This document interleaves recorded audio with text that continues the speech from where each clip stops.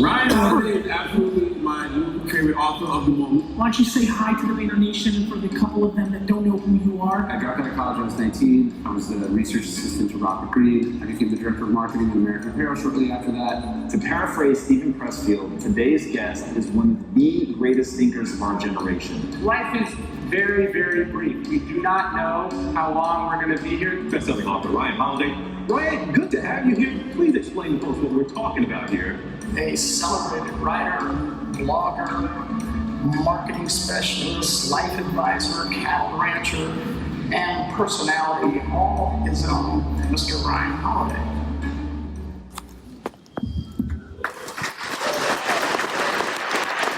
Nicely done, Mark. Thanks for that, Brad.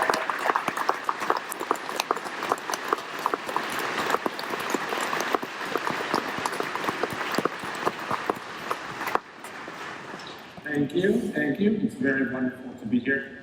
Guys, I don't know how to tell you this, but this is way too many people for a lecture about an obscure school of ancient philosophy.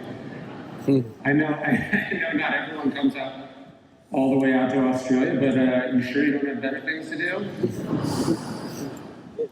No, I, of course, am very excited about Stoic philosophy. I know you're excited about Stoic philosophy. Not everyone gets excited about a bunch of old dead white guys in togas, I know. Not only is it unusual, I think, that you're excited, some people are confused as to why you are excited. When I got here a couple weeks ago, I got this book on Diogenes the Cynic. I went to Abbey's bookstore there, not far from here, right near Hyde Park. And reading this book, I'm researching it for something I'm writing, and this is what it says. It says, considering Stoicism's unexpected resurgence in today's pop culture marketplace, it may be worth pointing out that the teachings of Zeno, Cleanthes, and Chrysippus, the school's original triumvirate, have precious little in common with the vulgar forms of Stoic doctrine now being hawked from all corners of the internet and dispensed at weekend retreats for Wall Street and Silicon Valley warriors who come together to enjoy manly companionship, fortified by selective readings from Epictetus and Marcus Aurelius. So I came all the way to your lovely country and I caught some stray bullets from this random book.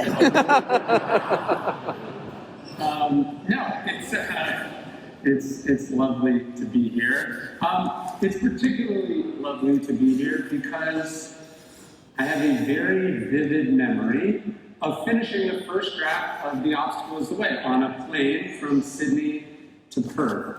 I'm going to do a lot of quotes just to piss that guy off. One of my favorite quotes from Seneca, he says that the whole world is a temple of the gods. He's talking about the beauty of the natural world. And I remember I got up early, I went for a run here, took the plane, landed, took a walk in Perth, and I watched the sunset, right? Sunrise on one coast, sunset in the other, and I remember just thinking the whole world is a temple of the gods. And I've been thinking a lot about that since I have been here in a very lovely country. I love to swim. It's one of my hobbies, one of my favorite things to do. I swim pretty often where I live in Austin, Texas, in this place called Barton Springs, which is one of the wonders of the earth, in my opinion. It's this natural spring. Something like 30 million gallons of water comes up from deep under the earth every single day. It's exactly 71 degrees Fahrenheit. Doesn't matter if it's snowing outside, doesn't matter if it's 110 degrees out, which it probably is now, it's always 71 degrees. And I like to swim, and there's fish and turtles and plants. It's endangered species. It's this incredible oasis that people have been coming to for literally thousands of years. And I was thinking of the beauty of Barton Springs, and then I was swimming in icebergs yesterday and watching the waves crash over into the pool, and I remember thinking the whole world is a temple of the gods. I couldn't swim in icebergs today. The waves were too high, so I had to just settle for sitting on the third story and just watching these enormous waves crash over, some of the biggest waves I've ever seen in my life. The whole world is a temple of the gods, and I would say Australia is a temple of temples. You're all very lucky to live here, and I'm excited to be here talking with all of you. And in fact, the reason I was here when I sent in the manuscript for The Obstacle is the Way is I was giving one of my first ever public talks, which I'm sure was horrible for everyone involved. I know it was particularly bad for my wife, who had to listen to me go over it, and over and over again on that walk from Bondi to Bronte. And in fact, to get her to come on this trip and bring the family, I had to promise that I would not subject her to one single version of it. So if I screw up tonight, it's her fault. I didn't get a practice. No, I was very nervous. I still get nervous before talks. Maybe that's not Stoic. She likes to say that one of us is a Stoic and the other writes about Stoicism. But the thing is, you don't become a writer because you want to talk to thousands of people. That's the exact opposite reason that you become a writer. You become a writer because you want to go in your room and not talk to people. And then if you're lucky enough to succeed, you end up here. I can very vividly remember going to my publisher in 2012 and telling them I wanted to write a book about Stoicism. Again, they were not excited. They did not predict this. I definitely did not predict this. If I had predicted like 1/10 of this, I either would have been insane or I should have been blocked from writing Ego is the Enemy, because that would have been the definition of ego and delusions of grandeur. So they were nice enough to take a shot. They told me later, much later, that they were just humoring me. They hoped that I would get this Stoicism thing out of my system and go back to writing marketing books. But I sent in that manuscript, and a few weeks later I heard back from my editor, and she said, wow. She said, wow, I think you actually have a home run here. And again, they were surprised. I was surprised. I hadn't heard something like that from an editor before. I almost certainly will not hear it again. But I've been thinking a lot as I've been here, because I'm working on a 10-year anniversary edition of The Obstacle is the Way. I don't feel like someone who could have a book that's 10 years old, but apparently I am. And as I've been working on this version, I'm getting to update it, getting to change things, getting to correct things. It's a Ryan's version, if you will. And as I've been working on this new edition, I've been thinking about what it means when we say the obstacle is the way. Because on some superficial level, I think we all get it, right? Every cloud has its silver linings. There can be good in every situation if we look for it. I saw Hamlet at the Opera House a couple weeks ago. Right? Nothing neither good nor bad, but thinking makes it so. Okay, I think at some level we understand that's what we mean when we say the obstacle is the way. Right? Things happen. A fire alarm goes off right before you're supposed to give a talk, and you have to adapt and adjust and finally get it. Yeah, of course, we get that. Then I tell this story in the book about this Zen king. The king puts a large boulder in the only path into town. And people come across it and they can't get where they want to go. And some are upset, some are frustrated, some are disappointed. Most of them turn around and go home. Some of them just sit and wait for someone else to do something about it. One man decides to wrestle with this obstacle and he manages to get it out of the path. And underneath, he finds a pouch of gold coins. A little note attached, and it says, the obstacle is the path. Never forget that inside every problem, obstacle, adversity is a chance to improve your conditions, an opportunity to improve your condition. Okay, we understand at a superficial level, that's what we mean when we say the obstacle is the way. And I think that's what I was responding to, that's what I was talking about as I wrote that book in my early 20s. Particularly thinking about a business audience, thinking about entrepreneurs, thinking about people who run into problems and difficulties and they have to keep going, they have to find a way to move forward. But as I've thought more and more about what Marcus Aurelius meant, as he wrote in Meditations that, our actions can be impeded, but there can be no impeding our intentions or dispositions. He says, because we can accommodate and adjust.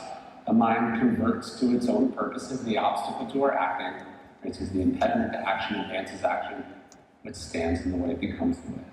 Was Marcus Aurelius talking about, responding to the small ups and downs of life? I don't think so. I think it was something deeper than that. Some people who, maybe like that guy that didn't like me very much, they've said that Marcus Aurelius is depressing, that Meditations is a little dark. And I would agree, and that's because Marcus Aurelius' life is fucking depressing. Like, Marcus Aurelius' life was dark. This is a man who loses his father early on. He's thrust into politics, not something he sought or ever wanted. We're actually told he breaks down weeping when he's told he will someday be king, because he can think of all the bad kings of history. Maybe it seems fun to be the emperor, but it doesn't tend to go well for people who become emperor. And it turns out to be like one thing after another for this guy. Actually, an ancient historian who lives in Marcus Aurelius' time would say that Marcus Aurelius doesn't meet with the good fortune that he deserves. His whole reign is involved in a series of troubles. To which Marcus Aurelius would have said, a series of troubles, man? What the hell are you talking about? This has been tragedy after tragedy, heartbreak after heartbreak. 20 years of peace and prosperity and stability just evaporate like the day he takes over. There's a historic flood, devastating flood, a devastating pandemic, a plague that lasts not for like 1 or 2 or 3 years, but like 15 years. Millions of Romans die. He spends years of his reign fighting these endless wars. He would say, life is warfare and a journey far from home. He was speaking literally. He just spends so much of his time away, and not by choice. They say that no parent should have to bury a child. Marcus Aurelius has to attend 6 funerals for his children. Half of his children do not make it to adulthood. Life is a devastating series of hammer blows of pain and misfortune and awfulness for this guy. One thing after another. And so honestly, I would say that this work, Meditations here, is actually a work of profound optimism and hope and perseverance. That he kept going, that this guy got out of bed every morning was a statement of optimism and hope. His life was dark, but he keeps going, he perseveres through all of it. Actually, that same historian would say that he admires Marcus all the more for this very reason, because amidst these extraordinary circumstances, he survives and preserves the empire. I know you guys have wildfires here. We have them obviously where I live. There's a species of pine tree in the American West, and its pine cone, it looks like an ordinary pine cone, but it's covered in this thick resin. And it can't shed the resin. The resin has to be melted off. And it can't do that when subjected only to normal temperatures. The pine cone, to unlock, to create the next generation of growth, right, for the most essential thing that it needs to do to happen, to reproduce, it has to be exposed to the heat of a forest fire.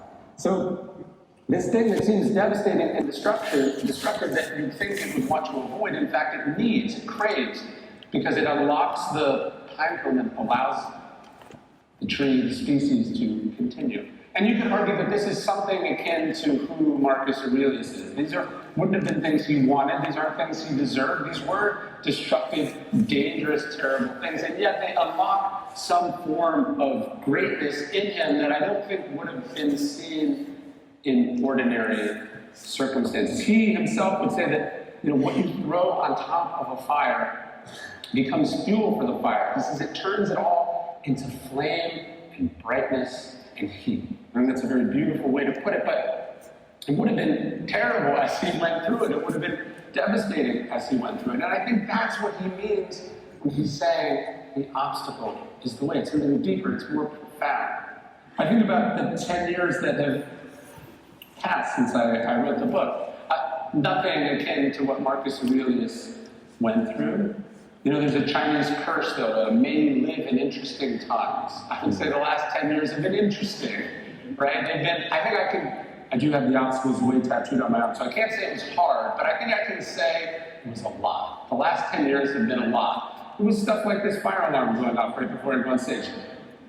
A lot, right? Just a lot of that. I traveled hundreds of thousands of miles. I wrote many books. I started businesses. Some of them succeeded, some of them did not succeed. I had relationships fall apart. I lost people that I loved. I dealt with stuff, as we all did, right? The last 3 years have been tough. The last 4 years have been tough. It's been a lot. It's been a lot. I remember thinking my wife and I had this somewhat crazy idea to open a bookstore in a small town that we live in. It was probably crazy under ordinary circumstances, and then we started construction the first week of March 2020. And it started to seem like, we've made a huge mistake. This is a huge mistake. There was fires and floods and freezes, and then this whole crippling global pandemic that happened. And we looked out, I remember looking out one day at this very empty bookstore.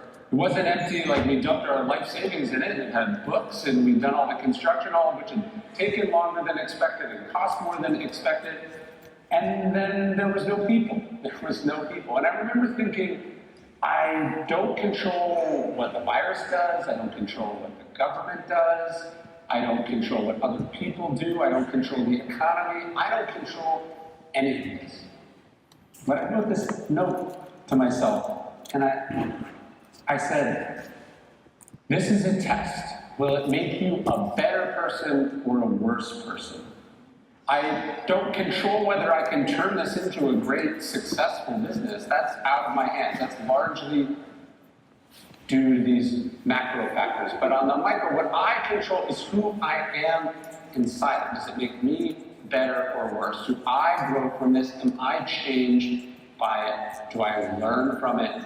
Do I keep my integrity and my values intact throughout? I think that's what Marcus Aurelius was saying when he said the obstacles away. That these obstacles are a chance for us to challenge ourselves as human beings, to live out our values, to act with virtue and excellence, and be the people that we were meant to be. I don't think Marcus Aurelius, we'd be talking about him today if things had gone the way that he wanted them to go. And that, to me, is what Stoicism is, the ability to be made better by how things go, as opposed to them going the way that you want them to go.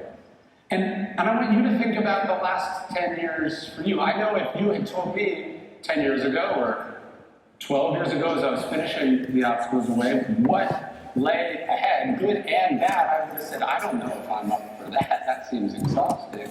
That seems inconceivable to me. I don't know if I could withstand that kind of pressure and that workload and those temptations and those challenges and those obstacles. I think if you had told most of us at the outset of 2020 what the pandemic was actually going to entail, how long it was going to go, what it meant, what the death toll would be, what the challenges and stresses would be, I think most of us would have said, I don't know if I can handle that. That sounds like something that a much stronger person could handle, but not me.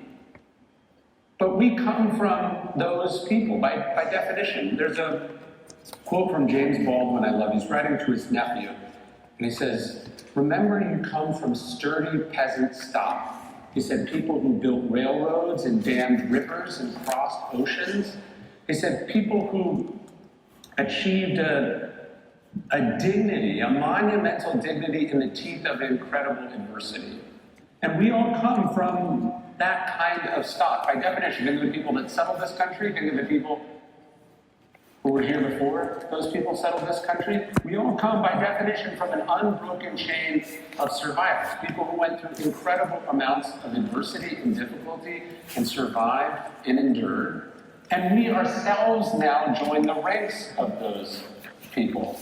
In the past, we might ask a grandparent what it was like to be in World War II or live through the Depression or some challenging historical moment, but the last several years have been those historical moments, and we're all here. You are tough motherfuckers, or you wouldn't be here. You made it, right? You made it on the other side. And what the Stoics say is, what comes out of the other side of that has to be an awareness, a sense, kind of confidence that comes from that you won. Seneca says he pities people who haven't been through adversity, who got things the way they wanted them to go, because they don't know what they're capable of.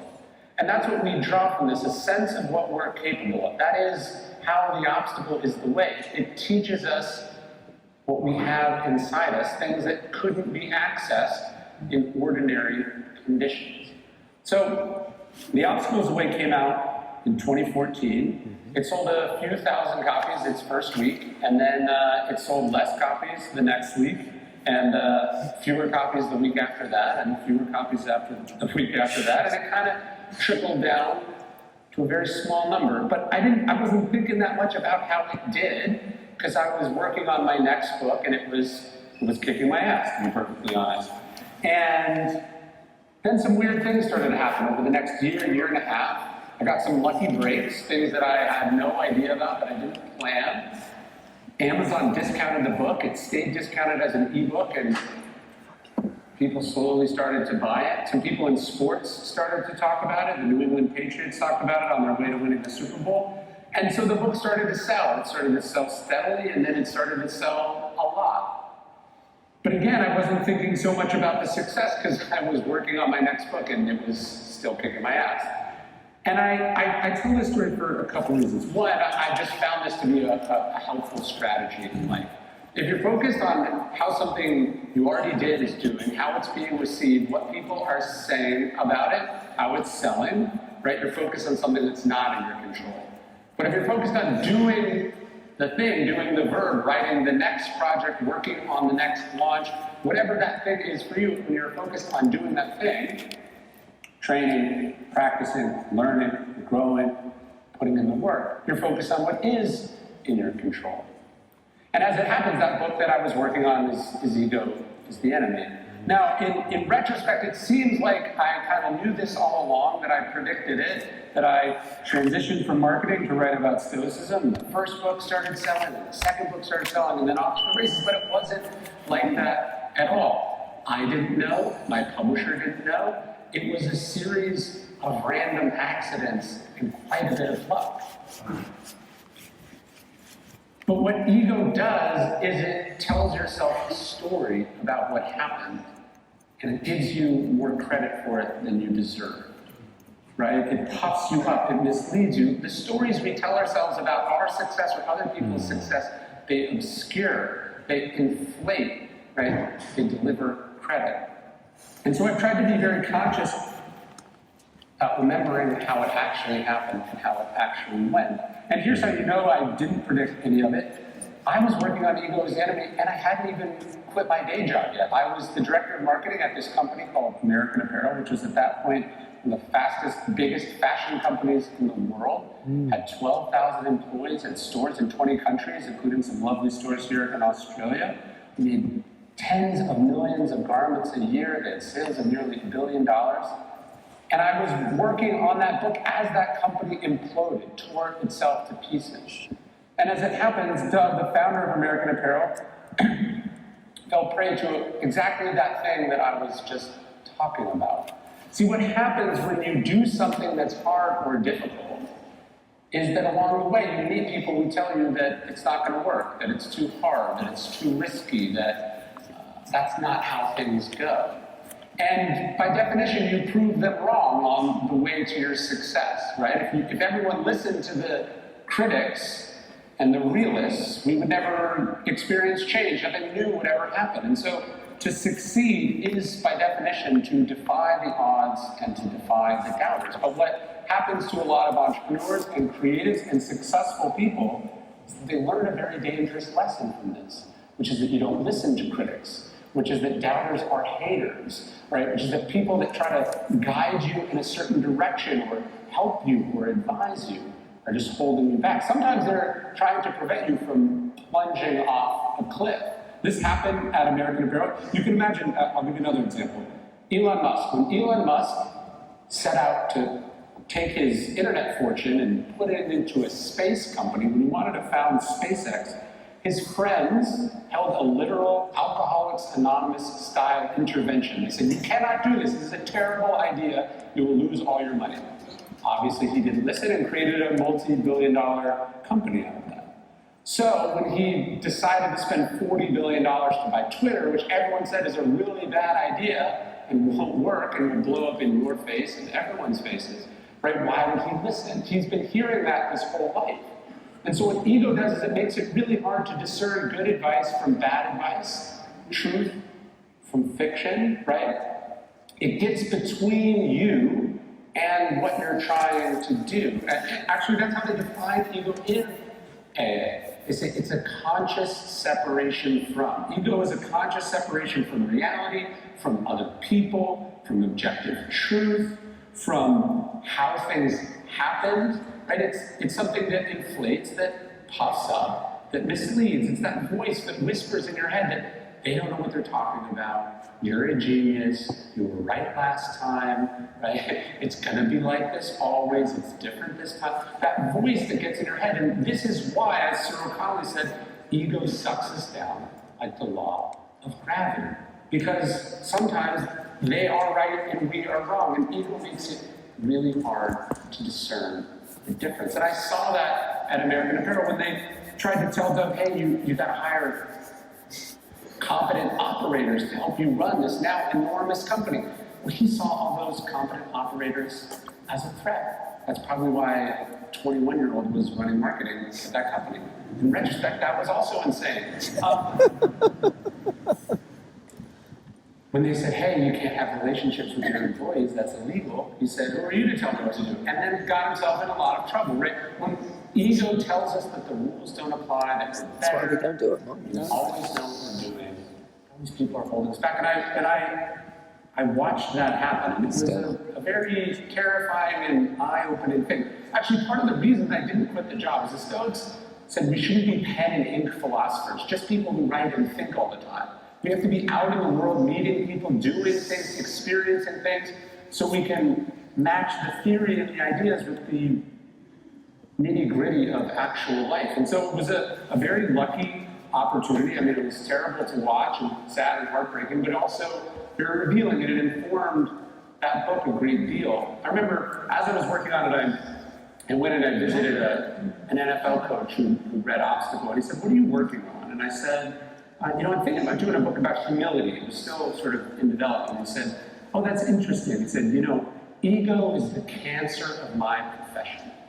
That really hit me. Ego is the cancer of my profession. I think it's the cancer of your profession. It's the cancer of all professions. It's a plague on this earth. I would say that the biggest obstacle that you face is not out there. It's not the economy. It's not regulations. It's not competitors. What's most likely going to sink or destroy you is within you. It is you, and it's that ego. And so, how do we keep it at bay? What do we do about it? Two questions that I've gotten the most since writing Ego is the Enemy. The first is people go, of course, ego is really bad. I know this. My boss has a huge ego. What can I do about it? Never do they say, I have a huge ego. I can help with it, right? That's the definition of ego, by the way. We can see it in other people, but we think we don't have one because we're special and better. Of course we all have an ego. And it's just easier to see the flaws in other people and to point them out and focus on them than to look in the mirror and handle our own stuff. The second thing I get is people go, obviously ego's bad, but don't you need a little bit of it? You need a little bit of ego, right? And this is maybe something I didn't do well enough in the book in retrospect, and if I was doing another version, I would talk more about it. There is, of course, a huge distinction between ego and confidence. I would actually argue on a spectrum, you have ego over here that sort of know it when you see it, ego that we all don't like, and we see how it holds other people back. And then on the other end of the spectrum, I'd actually say that like imposter syndrome or crippling self-doubt, people who believe the world is rigged against them, that it's impossible for them to succeed. That's another version of ego, because again, you're thinking too much about yourself. And then somewhere in the middle is confidence.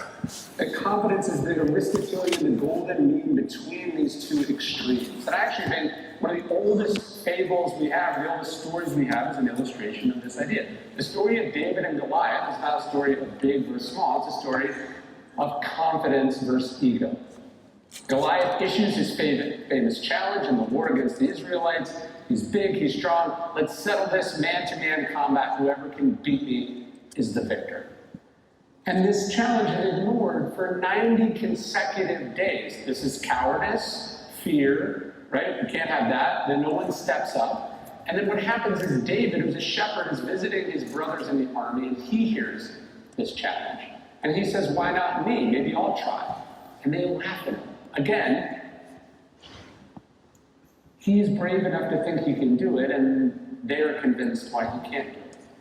And he says, no, look, I know I'm just a shepherd, I'm not a soldier, but it's not easy being a shepherd. I have to be out there by myself, I have to take care of these animals, I have to fight out bears and wolves, to fight the elements. It's not easy, I think I can do it. And so as a joke, they fit him out in a soldier's kit, and he puts it on, and he realizes immediately that this isn't going to work. He's too small, he can't even bear the weight of the armor. And so he takes it off and he has to get creative. He realizes he has his sling, he goes down to the stream, he fetches out a few stones, and then he steps up to challenge Goliath. And Goliath laughs at him, which is the last thing that Goliath ever does. Because soon enough, he's felled by one of these stones, which rockets off the slingshot at an incredible speed. And then, this is the part of the story they don't tell kids, David cuts off Goliath's head with Goliath's sword.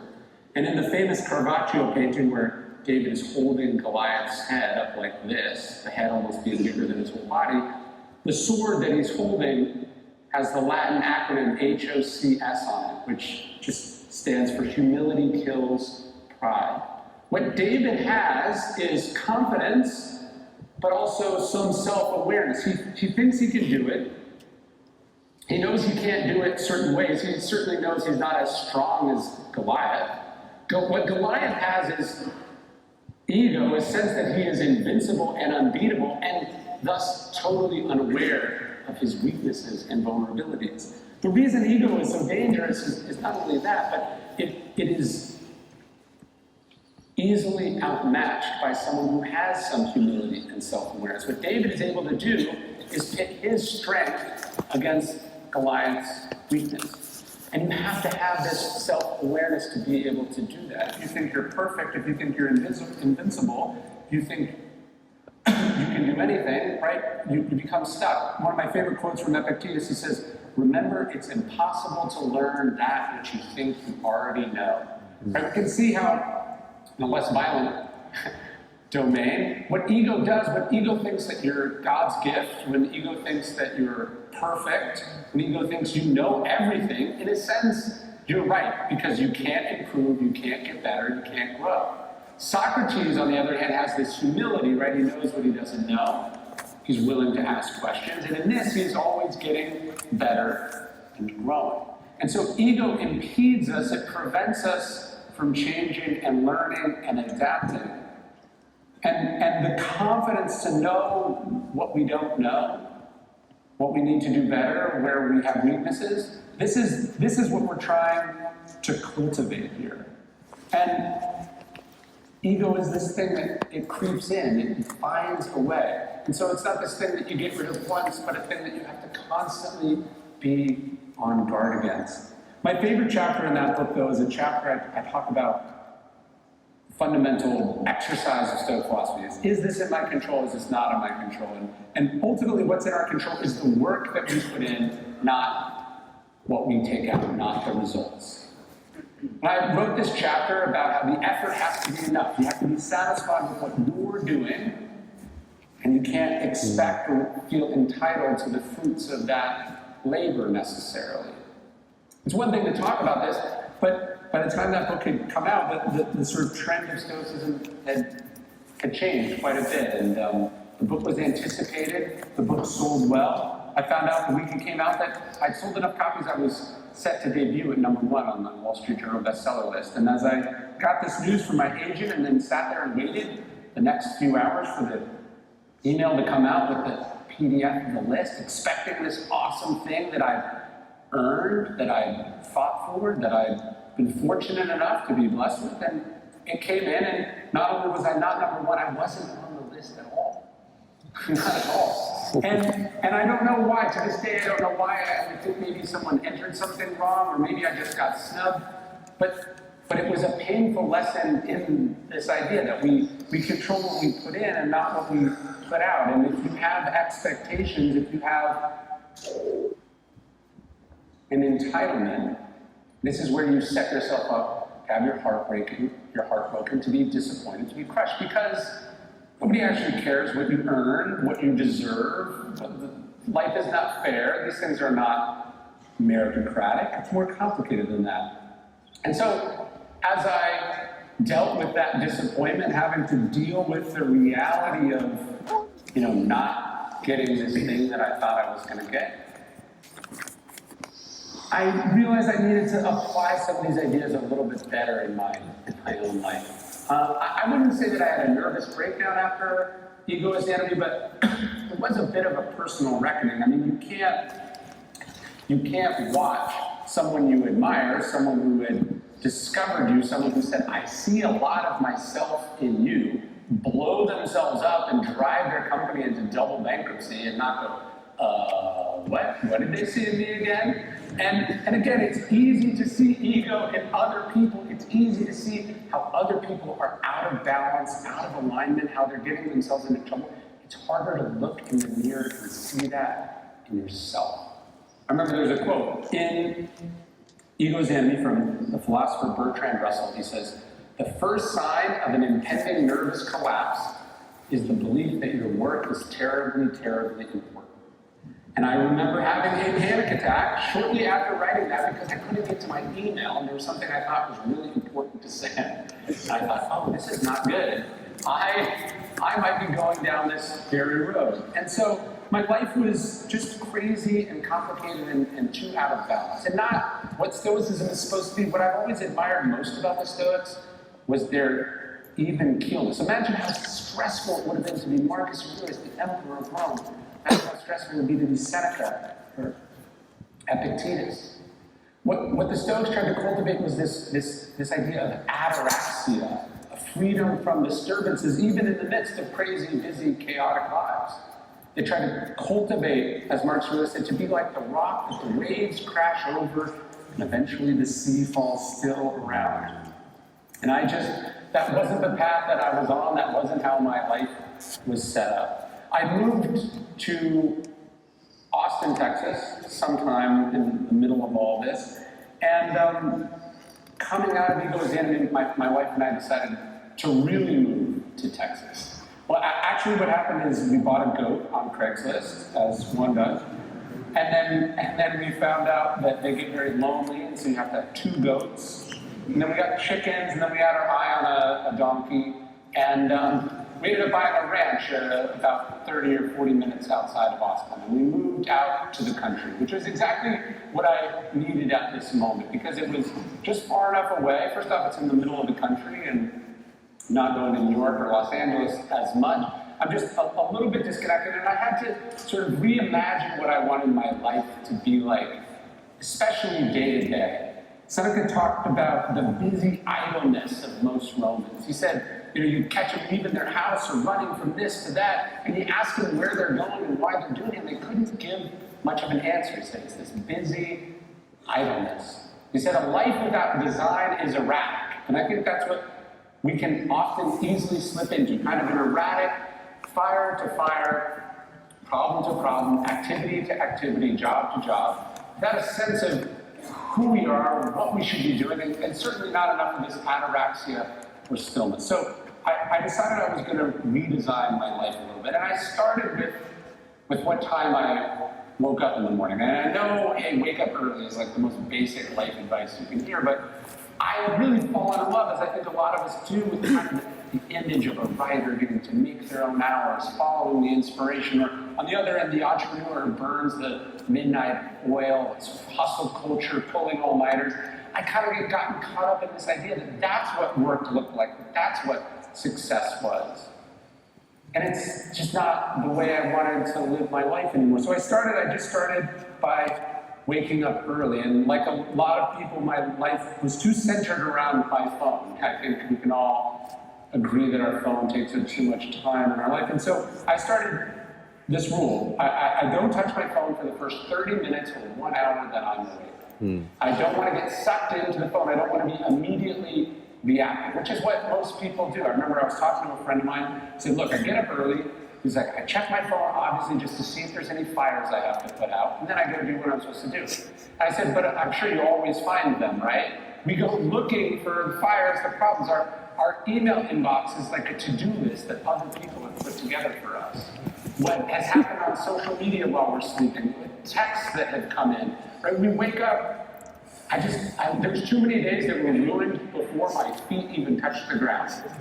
So I decided to create a little bit of a bubble, and with that bubble, I get outside, I take my kids for a walk. We get outside, we get moving. Stillness is not the absence of movement. In fact, movement is often one of the best ways to cultivate stillness. And then when I come back from that walk, I take them to school. What I try to do in my day is do the hard thing first. And by hard thing, I mean, what is the thing that requires the most uninterrupted focus and attention. I believe we have a finite amount of this, and the problem is we fritter it away early on by not being disciplined or intentional, and then when we need it to write something or think something or plan something, we don't have it. And so this is kind of how I build my day. The next thing I try to do after I have to do all the things that are scheduled and all the obligations that we all have, is I try to make some time for my hobbies too. My hobbies are mostly exercise related. I like to run or bike or swim every single day. And I think hobbies that are active are wonderful. Churchill, coming out of the tragedy of the Gallipoli campaign, has his own nervous breakdown, and his sister-in-law gives him a paint set. She says, I think you should try this. I think it might give you do some good. It's actually a children's paint set. And he never quite graduates above being a child-level painter. He is not a good painter. But painting as a hobby for him is what allows him to be great, what allows him to do what he does. He writes this beautiful book called Painting as a Pastime. He says, every important person must have one or two hobbies, and he said they should be real, right? They should get you outside, they should be active, they should challenge you. It's actually wonderful to have something that you're not good at. It keeps the ego at bay. It's wonderful to be a student of something, right? What gets you out of your comfort zone? So for me, exercise is so different than sitting in a chair and writing. It gets me out and moving. And then after I do that, I try to be done in time to pick up my kids for school and be home for dinner, and I try to get to bed early. I think it's perfectly possible to be successful and productive and great at what you do and keep regular, consistent, reasonable hours. The problem is we're so inefficient, we're so reactive, we're jerked around by so many things that we don't do this enough. Actually, I think to me the key of having a great schedule, a productive and still life, is in a single word, and that word is no. You have to be able to say no. I have a sign on my desk given to me by a great sports psychologist, and it just says the word no, and I have it framed between two pictures of my kids. And it's a reminder that when I say yes to people, because I don't want to be rude, I actually am being rude to someone else. That everything we say yes to is saying no to something else, to someone else often. And then when we say yes, or when we say no, we are also saying yes to things that really matter. Mark Smith said this was the essential question you have to ask yourself. He says, in everything you do and say and think, is this essential? Because so much of what we do and say and think is not essential. He says when we eliminate the inessential, we get the double benefit of doing the essential things better.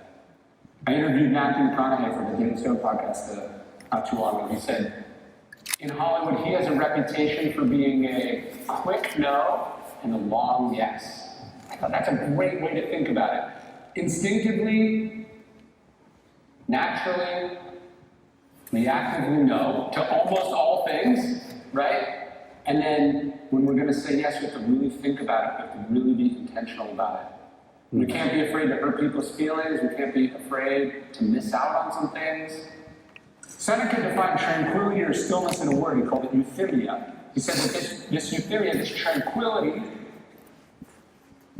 was a sense of the path that you're on without being distracted by the paths that crisscross yours. Right? That's confidence. The sense of the path that you're on and not being distracted by the paths that crisscross yours. And he says it's especially important that we're not distracted by the paths of those who are hopelessly lost. This is why we have to say no, why we have to be intentional, why we have to be deliberate, why we have to have this confidence. And one of the things I think we have to say no to is the noise of the world. I was rereading Bill Bryson's wonderful book about Australia on the way here, and he talked about the simple pleasure of reading the newspaper in a country you are not from. Right? At home, the news is frustrating and annoying and scary and nonstop. I gotta say, it's been very wonderful being in Australia as America melts down.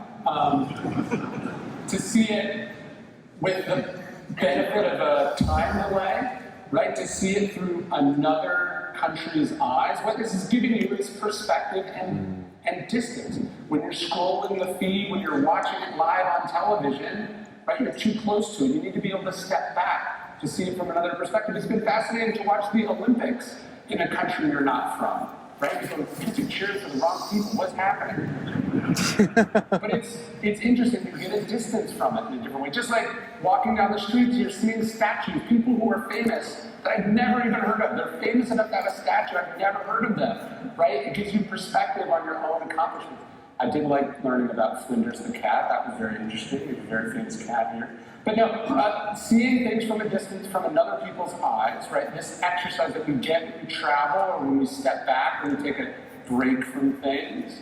This is key, because then when we go back into the world, we can have a little bit more stillness. I'm not saying you never watch the news, you never check social media, but it's how you do it, it's what you bring to it. And we're going to have to cultivate this because the world is only getting crazier. You know, America is good at exporting ideas. I'm sure we will find a way to export our craziness all over the world, and you guys will have what we are having now at some point in the future. And so if you can't cultivate a stillness inside this, it's going to drive you crazy.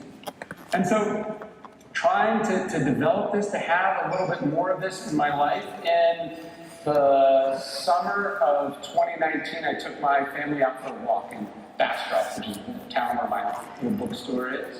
We're out in this thing called the Lost Pines Forest, which is this prehistoric forest that's been there for thousands of years. Tragically burned down about 10 years ago, and it's just starting to come back. And we're out just on a Saturday morning having a wonderful time. I'm not thinking about work, I'm not thinking about my next project, I'm not thinking about anything but this experience. I have my youngest in a backpack, my oldest is trucking alongside, and this idea pops into my head. I think creative people have all had this experience. It's when you're doing something else, it's when you're not thinking about the work that the solution magically comes to you. This is why hobbies are so important. This is why space and stillness is so important, right?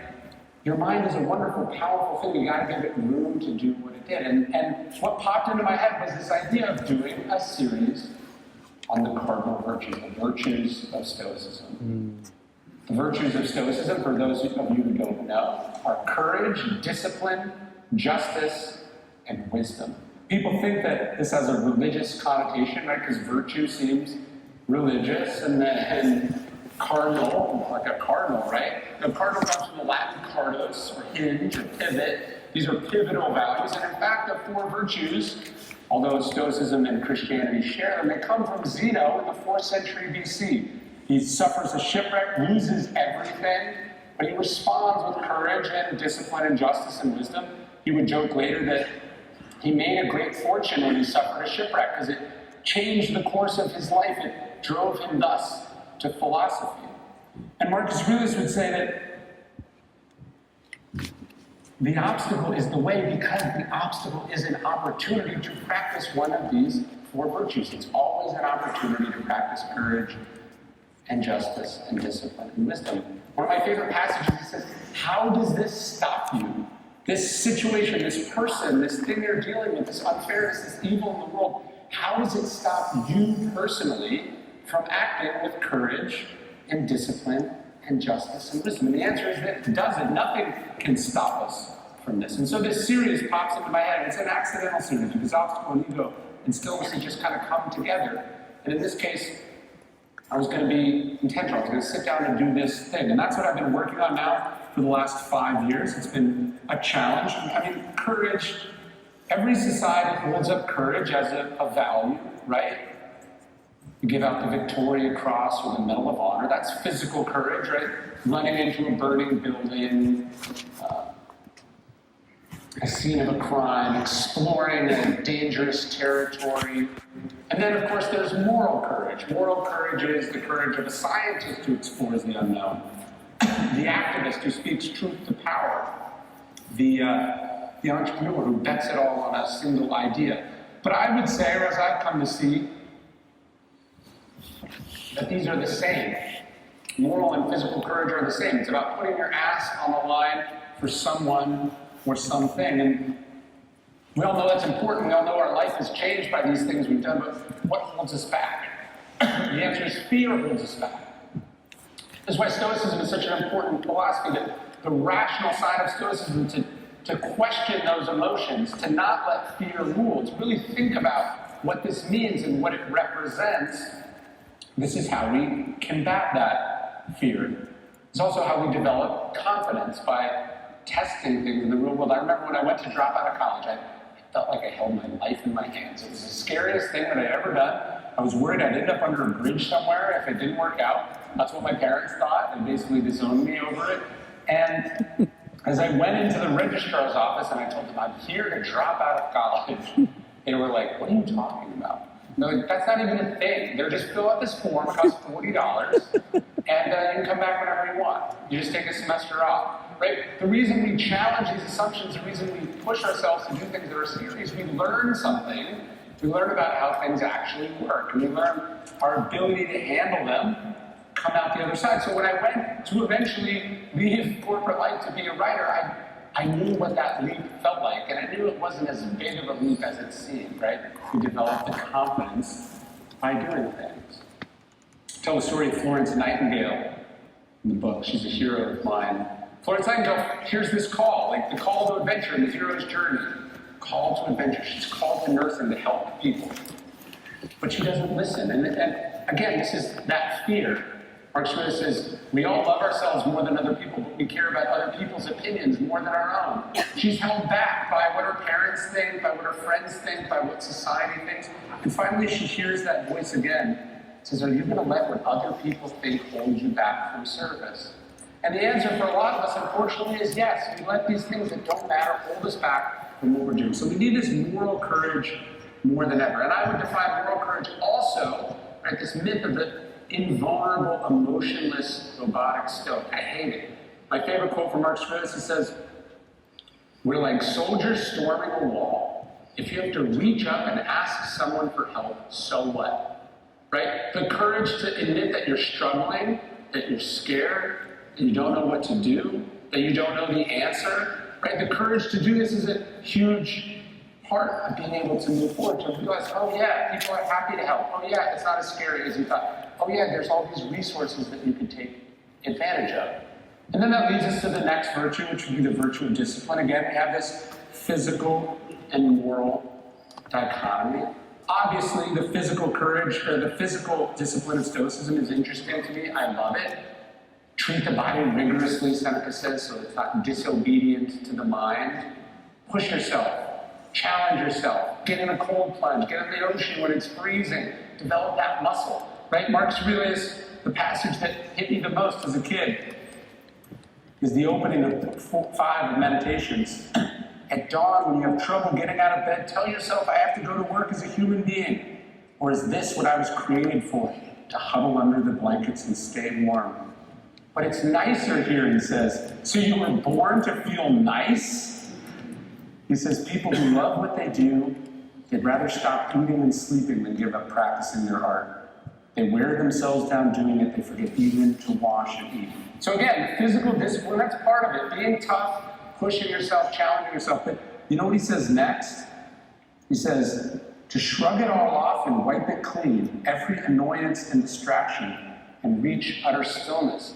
This is that emotional, mental discipline that we need, right? To be able to turn off the noise, to turn away from the noise, to not be rattled, to not be distracted, to be able to lock in on what's in front of us. I tell the story of Queen Elizabeth in the book, and obviously I think she was physically tougher than people thought. I mean, everywhere I've been in Australia, she visited at one point or another. She traveled millions of miles, she shook millions of hands, she gave out hundreds of thousands of awards. She only fell asleep in public one time in 70 years, and it was when she was 80, and it was a lecture about magnets, so But I'm more impressed with the fact that she never once gave an on-the-record interview with the reporter. She never complained, she never explained, right? She never asked people to pity her, she just embodied it. She had a emotional, spiritual discipline that allowed her to endure being misunderstood, being criticized, being attacked, right? Which we have to cultivate in this world. And again, if you think that's easy, I'll bring up Elon Musk again. This is a guy who has 11 children. He's running multiple companies. He has incredible wealth. The future of humanity may depend on his success in getting us to another planet. And what does he do? He wakes up every day and he chooses violence. He chooses to pick culture war battles. He tweets hundreds of times a day. He tweets before he thinks about things. He says some of the dumbest shit you could possibly imagine. It causes him incredible amounts of trouble. It's torpedoed his reputation. It's gotten him, in trouble with the law. He's always being deposed and lost. He is deprived. His lack of discipline in this regard is making him less successful and taking away from the very important work that we have. And I would argue that the ability to have no opinions about things, to not need to insert yourself into everything that's happening, to settle every argument, to allow people to be wrong on the internet, as they say, is a feat of strength in our time, which we must cultivate. Because we have the things that we're supposed to be doing, that we have control over, that we have influence over. If we don't have the discipline to lock into those things, we are lost. To not let the craziness of our times make us crazy is why we need this discipline. And then the book that I just did, that's the next virtue. It's the virtue of justice. And I think it says something. I would say it's an indictment of our time that when people think of the word justice, think of the justice system, they think of judges and juries, they think about whether something is legal or not, which is so different than whether it's right or wrong, whether you should do it or not. And this idea that the Stoics were indifferent to those things, I mean, Marcus Aurelius talks about working for and serving the common good something like 80 times in Meditations. He would actually say that his definition of justice is good character and acts for the common good. So if your attraction to Stoicism is that it simply makes you more productive, or tougher, or less emotional, you're missing a huge component here. Stoicism is not about making you a better sociopath. It's about making you more effective at being a good human being who is effective and contributes positively to this world. And in fact, of the virtues, on a compass, they call them the cardinal points, right? Again, cardos, not cardinal. Justice has to be the North Star, because courage directed towards the wrong cause, discipline in pursuit of something entirely selfish, and what good are these other virtues if not directed towards the right thing? And the Stoics were involved in politics, the causes and issues of their time. They tried to be, as Marcus Aurelius said, they fought to be the person that philosophy tried to make them, which was good, which was decent, which was kind, which was of service. And so Stoicism has to be seen as this framework, this toolkit, not, again, for being strong or still, but also decent and good and just. And the last virtue, I wish I could give you a quick and clear definition of wisdom. I can't, because I'm in the middle of writing about it. I am trying to figure it out. Yeah, it's a work in progress, but I'm actually starting to think that maybe that's a good way to think about wisdom. Because wisdom isn't this thing that you arrive at, that you define. Wisdom is something that is elusive. There's something ineffable about it. It's like the horizon. As you move closer to it, it gets a little bit further away. You never fully arrive. And if you think you have wisdom, then you definitely don't have it. And yet, we also kind of know what it is. When we speak of Gandhi's wisdom, we're not thinking of his sharp legal mind. Obviously, he's very smart and intelligent, but wisdom is something deeper about understanding, about purpose, about humanity, about human nature. There's something there. And as I read Meditations, I'm struck by Marcus Aurelius' primary influence. His primary influence is not his philosophy teachers, it's not his parents, it's his adopted stepfather, Antoninus. So Hadrian sees something in this young boy. He thinks he could be a good ruler, but he knows that you can't put a teenager in charge of an empire. So what Hadrian does is he adopts Antoninus, who in turn has to adopt Marcus Aurelius. And he probably expected Antoninus to live for a few years, teach Marcus, die, and let Marcus take over. Instead, Antoninus lives and rules for 20 plus years. So Marcus Aurelius has this long apprenticeship under a great man. And it's there that Marcus Aurelius learns wisdom, and we can see in his definition of it. He says what he learned from Antoninus was compassion, justice, right? Unwavering adherence to decisions, indifference to superficial honors, hard work and persistence, listening to anyone who could contribute to the public good, a sense of when to push and when to back off, his searching questions at meetings, a kind of single-mindedness almost, never content with first impressions or breaking off the discussion prematurely, his advanced planning well in advance and his discreet attention to minor things, his attitude towards the God, towards the gods, no superstitiousness, and his attitude towards men, no demagoguery, no currying favor, no pandering, always sober, always steady, never vulgar or afraid of fads. No one ever called him glib or shameless or pedantic. They saw him for what he was, a man tested by life, accomplished, unswayed by flattery, qualified to govern both himself and them. His respect for people who practice philosophy, but without denigrating the others or listening to them. This in particular, his willingness to yield the floor to experts in oratory, law, psychology, or whatever, and support them energetically so each could fulfill their potential. And then he says, you could say of him, as they say of Socrates, that he knew how to enjoy and abstain from things that most people find it hard to abstain from, and all too easy to enjoy. Strength, perseverance, self-control in both areas, the mark of a soul in readiness, indomitable. To me, that's about as good a definition as you can get of wisdom. And Marcus learns it the way we learn most things, by apprenticing under someone great, by studying the greats, by looking at them from a distance and learning what he could from them.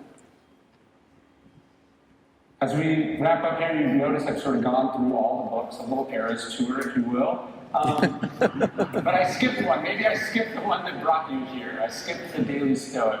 And I skipped the Daily Stoic because it's important that we see Stoicism not as a thing that you have read or that you know about or have studied, but as a thing you are reading, that you are doing, that you are studying. It is an ongoing process. And that's what it is for me. I wrote the Daily Stoic in 2015. It's supposed to be one page of Stoic philosophy every day, like an entry point into the philosophy for people who didn't know if they should start with Marcus Aurelius or Seneca, Epictetus. And then I kept going. I just said, I'll just send out an email version of it every day. And I kept going, and I've done that every day for the last 8 years. Almost 1 million people all over the world get it. It's the most Stoics that have ever existed, probably cumulatively, in human history.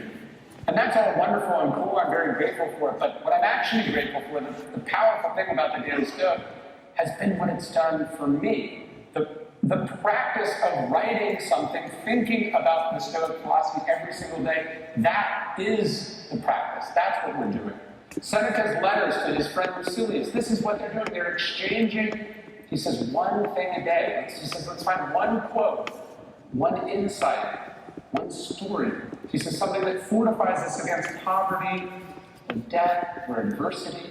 And that's what the process has been for me. Stoicism is something that you journal about, that you talk about, that you share with other people, you discuss with other people, you come to lectures like this, and then you share with other people. It's this exchange. The idea is going over it over and over and over again till it seeps into you, till it becomes kind of a muscle memory. That's what Marcus was doing here in meditation. If this work isn't for us, this work was for him. It's just an accidental byproduct that we get it.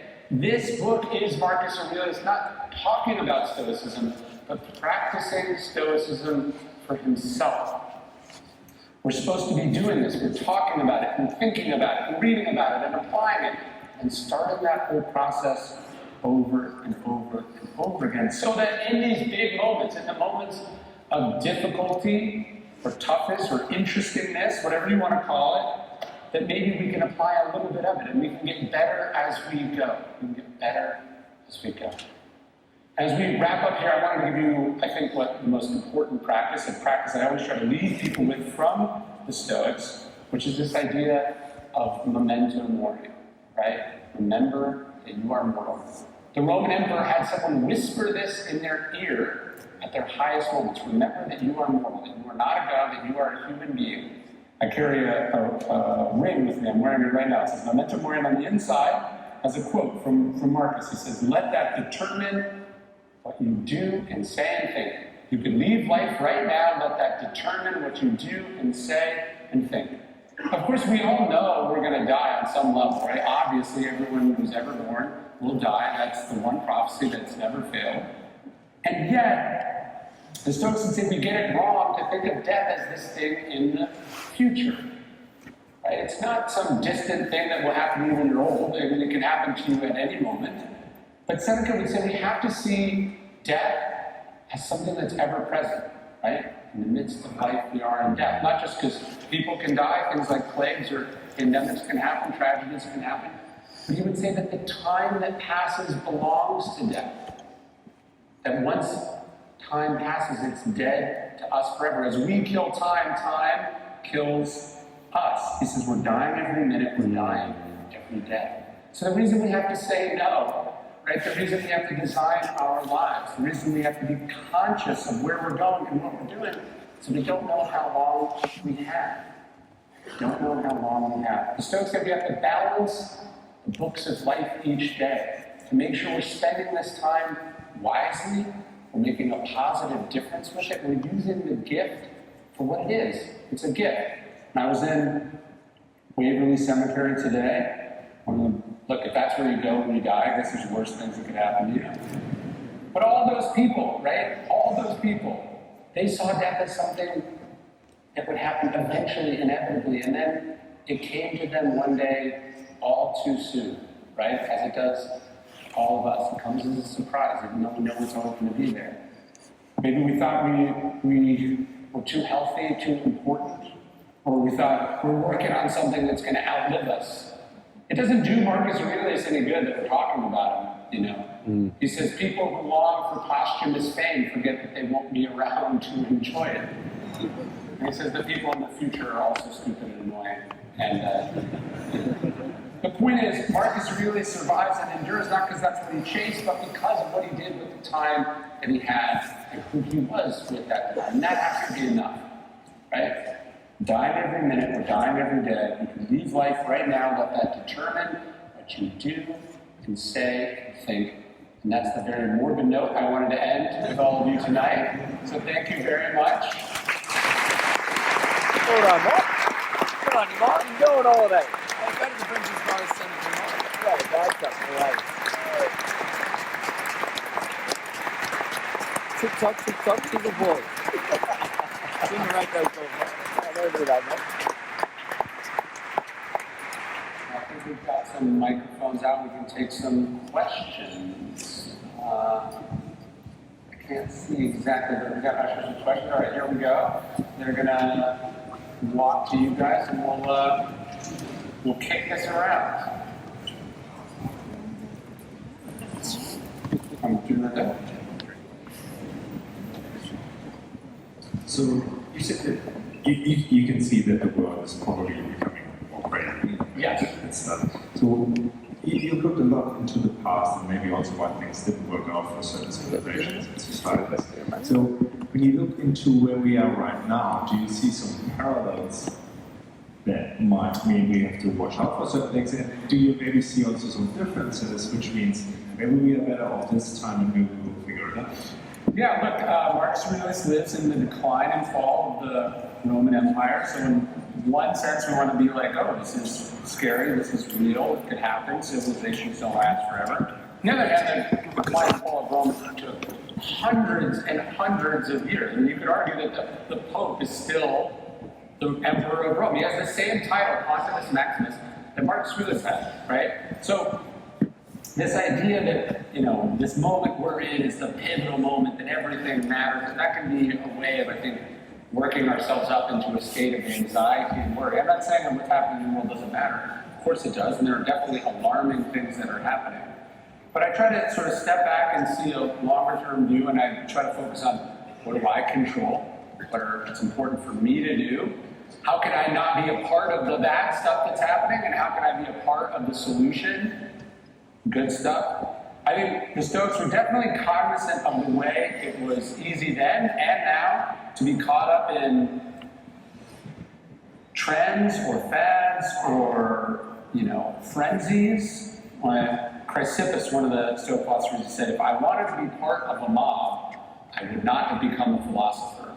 And so Stoicism has to be able to cultivate again, an ability, a strength of character that doesn't let us get caught up in the excesses or the evils of the moment that we happen to be in. And I think the Stoics, there's this whole group of Stoics called the Stoic opposition, that were just like a perennial thorn in the side of the tyrannical emperor. So to me, it's not that a Stoic is not involved, they're very involved.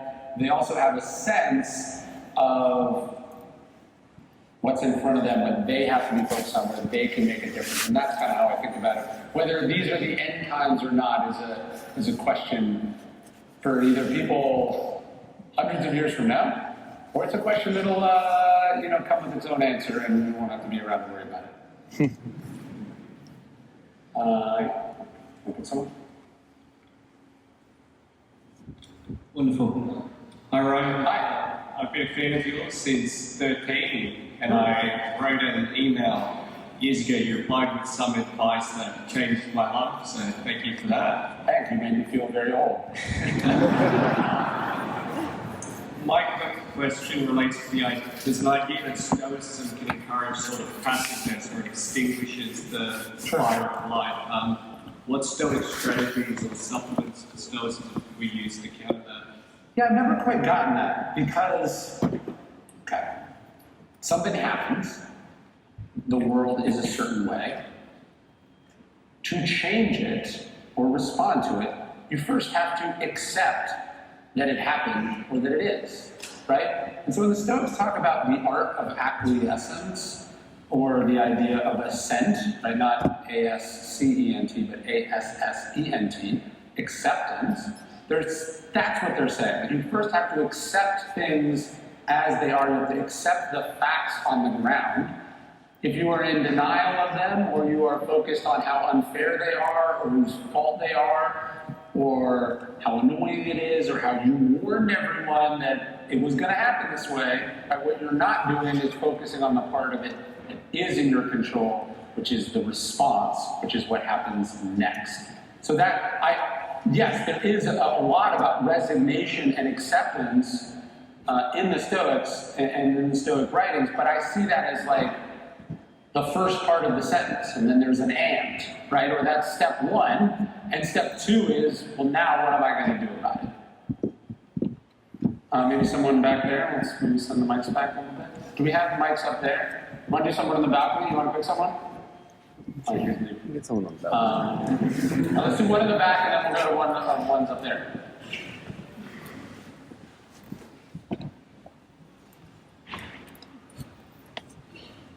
Sure. My question's about ego and seeing it in other people and maybe wanting to help. So you can work on yourself constantly. Sure. But as you write in the prologue, who am I to judge someone else? Yeah.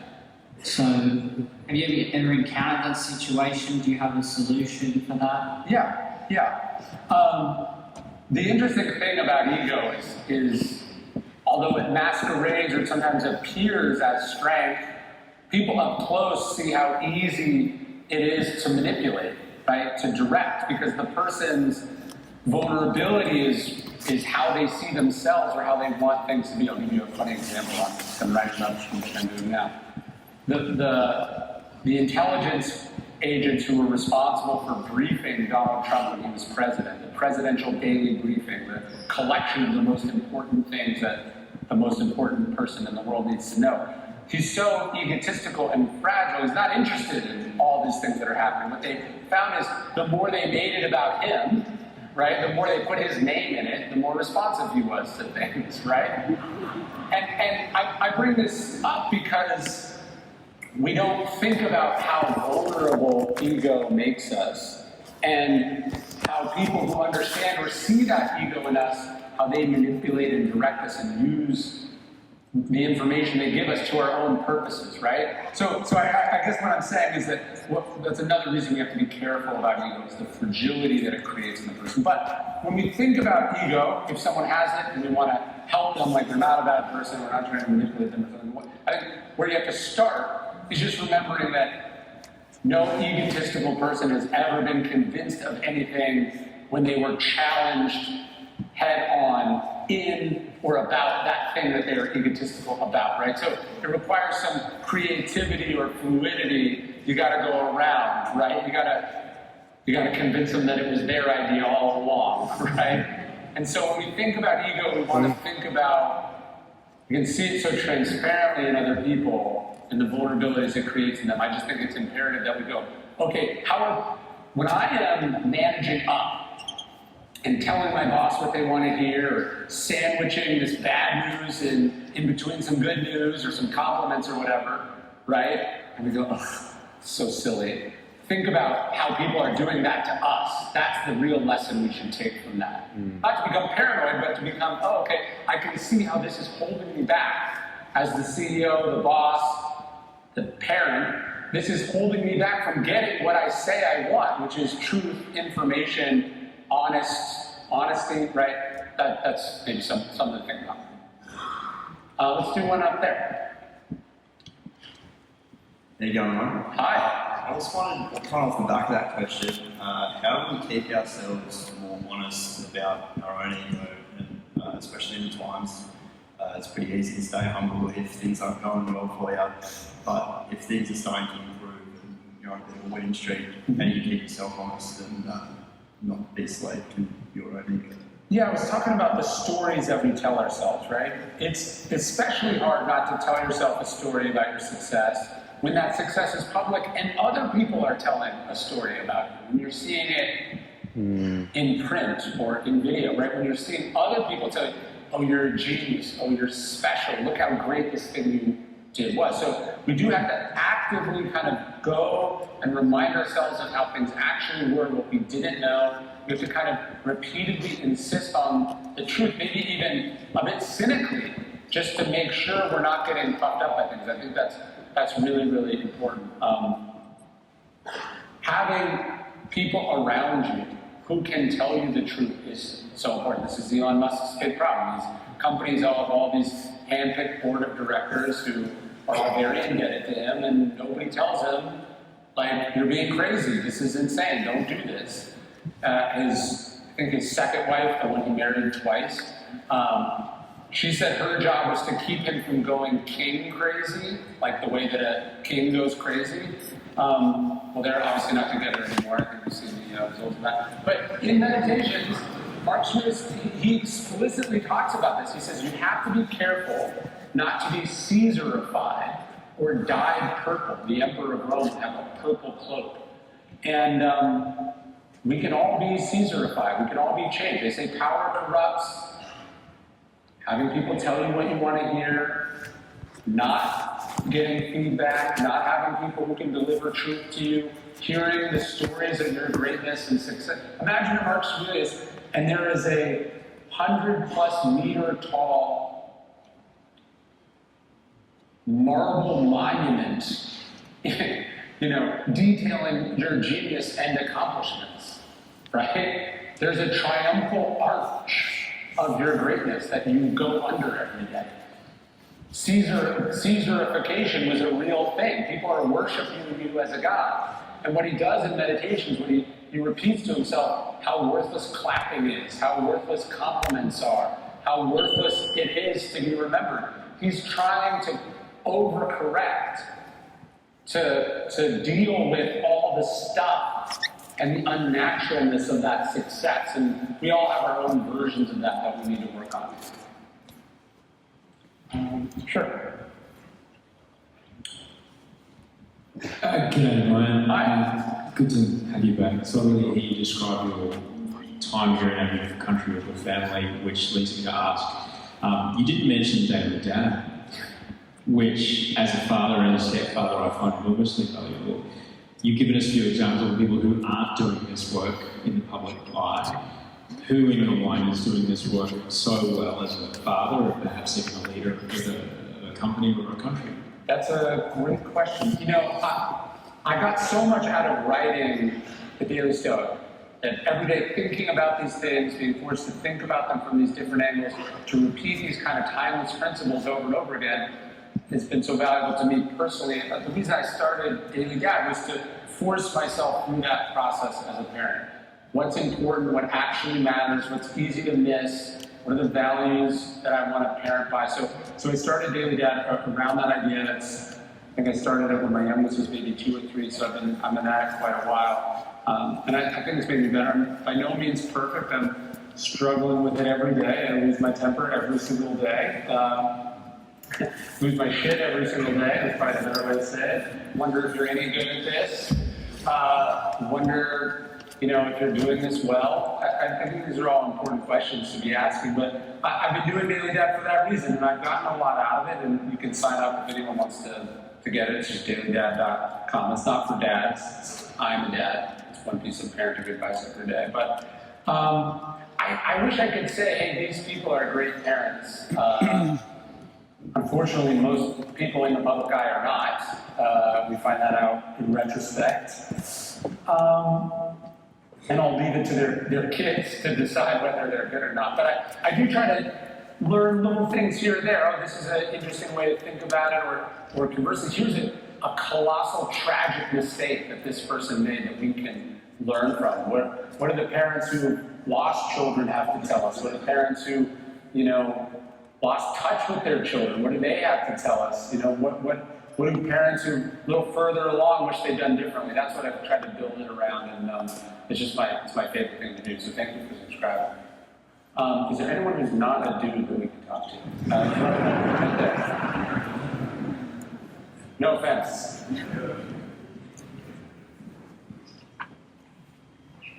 Hi. I think a lot of people in this room would be in a similar boat where you may have invested time to become more self-aware or conscious of your ego, which also catalyzes you to reflect on your own life and things you may have done in your life. And I've personally experienced moments of reflection or maybe guilt or shame of previous actions which may have been as a result of your ego, and they are no longer within your control. So wondering how you navigate those experiences where you feel like you're not in control anymore, and moving forward with those feelings of guilt or shame. Seneca said, when I think of all the things I have said, I envy the mute. As someone who's had the deep, unpleasant experience of editing my own books that have come out, I can relate to that.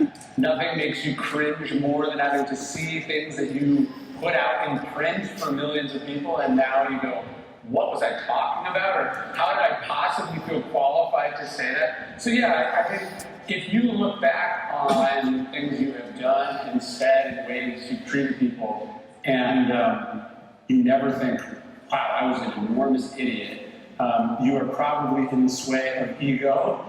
You're either a saint, which you are almost certainly not, or you're delusional.